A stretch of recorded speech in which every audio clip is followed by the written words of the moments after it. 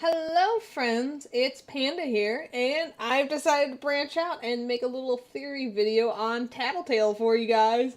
I have been browsing around the internet and haven't really found any real story theories as of yet, just bits and pieces about various aspects of the game, which is cool, and it's really fun to hear and see what people think of different parts of the game.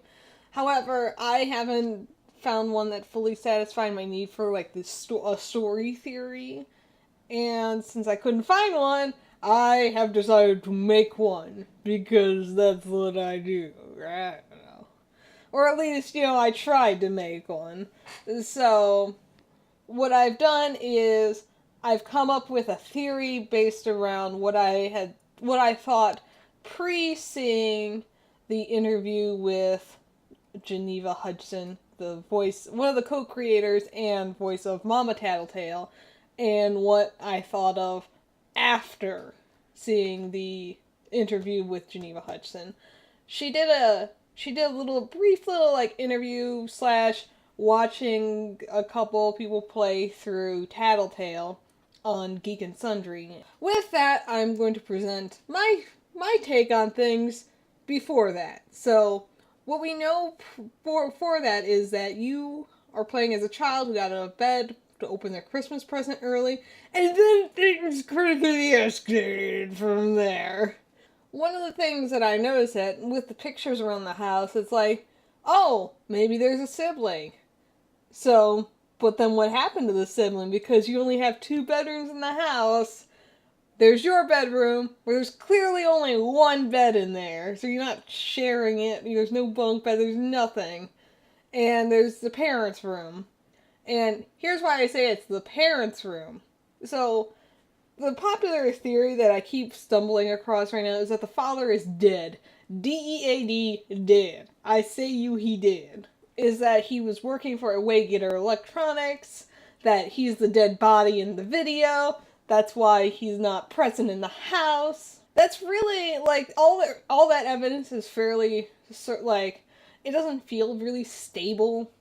You can't really build anything on it. If that is a father in the video, how would the video be in the VHS be in the house in the first place? Also, if we notice when you go out to the garage, there's no car parked in it. There's nothing in there.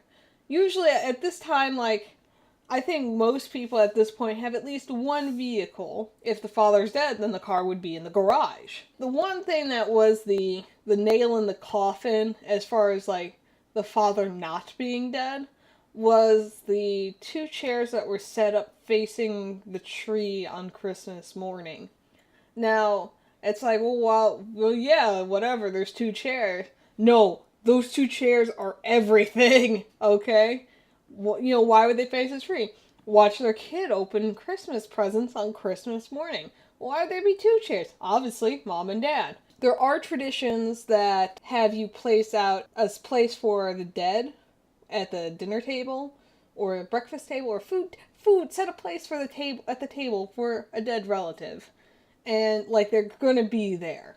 There are so many traditions for that in so many different cultures. They do that, but there's nothing for Christmas presents. That is so weird, and like that is the final nail in the coffin that the father is alive, he's well. What he's doing, I don't know, probably working night shift somewhere. I mean, but what do I know? I'm just Japan now, And there's very little evidence to suggest what the father does and does not do. Does he work for Waygetter Electronics? Maybe. That's an easy guess as to why there's a tape. Here's something interesting, though. What if he doesn't work there? He could, in fact, be a private investigator or a reporter looking into the whole Mama Tattletail incident as to why she was banned. It explained why he has the tape. I mean, if he's looking into it, of course he'd have the tape. That makes sense. Or maybe it's something a little more personal than that. I'll show you what I mean after I talk about a few more pieces of evidence before we construct what I think actually happened in the story. Major question then, who is the body in the tape? Since we've established that the body isn't the father, there's another answer. It's some poor schmuck who found something out he wasn't supposed to and was murdered to keep silent. Some poor janitor was in the wrong place at the wrong time, saw the wrong thing, and whammo, dead. But there's another angle to it as well. If the father was investigating Waygetter Electronics, he would have to have a source on the inside in order to get the information. That man could be the dead guy in the video. And the video was sent to the father as a message saying, "We did this to your guy. We'll come for you next." Both are reasonable explanations as to why the tape is in the house in the first place, if it wasn't magic there by Tattletail or Mama Tattletail.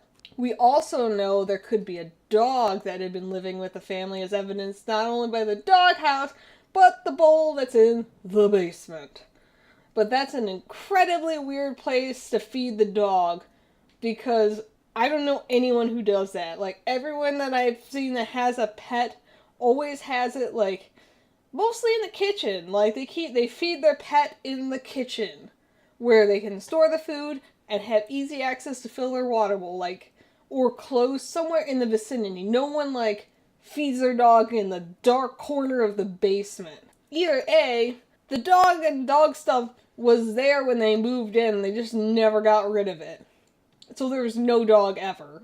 Or the dog was killed just prior to the game. I'm talking like between October 22nd and 5 days before Christmas, like somewhere in the gap. So the dog was fairly new because there aren't any pictures of said dog around the house. And clearly the family isn't above taking pictures of their pets. I mean, there's cat pictures. The cat is everywhere in the house, okay? But there's no trace of the dog. So either there's no dog, or B, it was killed by whoever is controlling Mama Tattletail in order to send another message, kind of like, oh, what's that movie where the guy wakes up with the horse head in his bed with him? It's kind of like that. It's like, oh, you better step off or we're gonna get you. That wraps up the evidence, at least that I figure so far. Why was Mama Tattletail banned? I think that prior to the game, there was an incident that involved a small amount of children who were killed by Mama Tattletail. 5 in total. I know that you're thinking, Panda, why 5 children? That seems oddly specific. I'll explain, don't worry. Because the incident was so small, all the Mama Tattletails were recalled never to be sold again. The company settled with those families in order to sweep things under the rug so it wouldn't ruin the reputation of the company, but the rumors persisted as seen by the description on the Steam page. On the website, we could see that they further distanced themselves by removing any mention of Mama Tattletail from the website, but if you look at the source coding on the site, you can see that she was purposely kind of, I don't know what they call it, or what they're called, because I'm not a coder, website builder person. I'm just a YouTuber. My skills is limited to that. But it's an exclusionary kind of thing, where she's still there, but it won't appear on the actual site. With that, one of the children who was killed by Mama Tattletail was your sibling. Though it's which unclear if you're playing a boy or girl. So the father, who would clearly be devastated by the loss of his child, would put his skills as either a PI or investigative reporter to try and get some real answers why his child was killed. With those skills, he was able to obtain a copy of the VHS, which shows the dead employee, or it was sent to him. And then during the course of the game, the father's out working or investigating Waygetter Electronics. Either way, he's simply just not home at night, and that's why there's only the mother at home. Given the dates we have in-game, February 25th, 1998 was most likely when the children were killed by Mama Tattletail. During that time, the company is still out of court with the families of the dead children, but the father of your character you play continues to investigate, which takes us to October 22nd, 1998, which is the timestamp on the VHS. My guess is between here and the start of the game is when the dog was killed by whomever is actually controlling Mama Tattletail. Not by the toy, but by the human being who didn't want the truth revealed. Which brings us to the event of the game. Tattletail seems like it's following its programming So, why does Tattletail become more sentient as the nights progress? The answer is simple considering what we've talked about so far, is that this particular purple Tattletail is possessed by the spirit of your dead sibling, and the other Tattletails are the spirits of the children who were also murdered by Mama Tattletail. Yay! So of course they're gonna work together to banish this creature. But they can't do it alone, and they need your help. By keeping Mama Tattletail focused on you, keyword you, the entire time, they are able to get together the Sams to banish her, and you're able to move around much easier than they can with her distracted, and they can work. When you're playing hide and seek on night 3, the yellow Tattletail tells on you. Hi, Mama. In the bedroom. Okay. Bye-bye. See? See that little shit fucking toad? That bitch snitched. That's evidence enough to show that they're using you are bait in this whole game.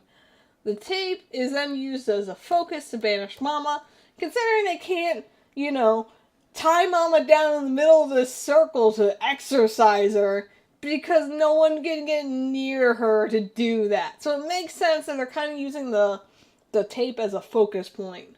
And then when you get the good ending for the game, you get Tattletail's tag, and he says, "Wow, he must really like you."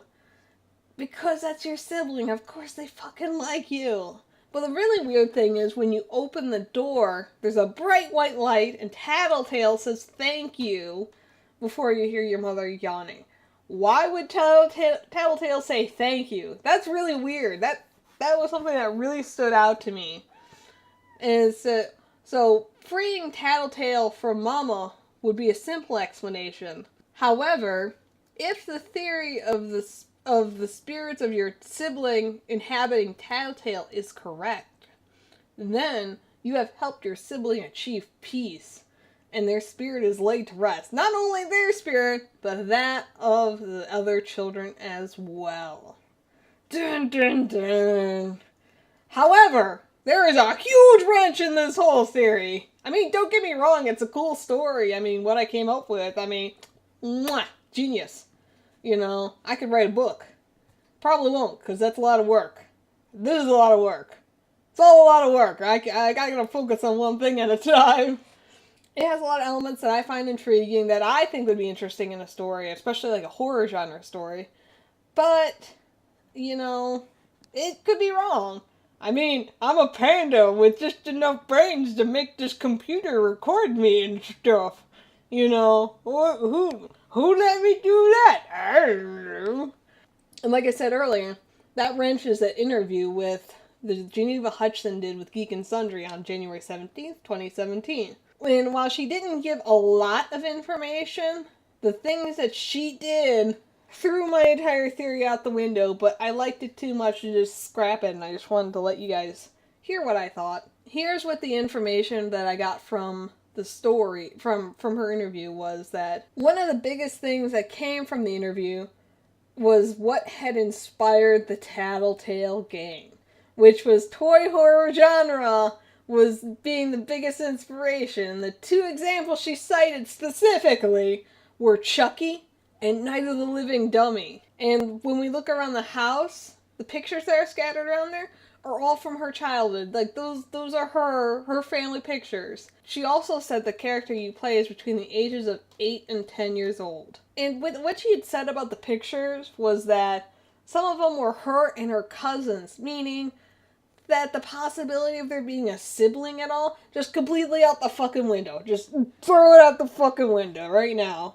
Which is why you are playing an only child between the ages of 8 and 10.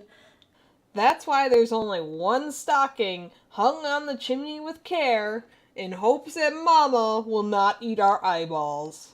And the room where you find Mama is closed off the first 2 nights, and while we do get a glimpse for the second night, she's not a real problem until the 3rd night. And when does she become more active? After we play the tape.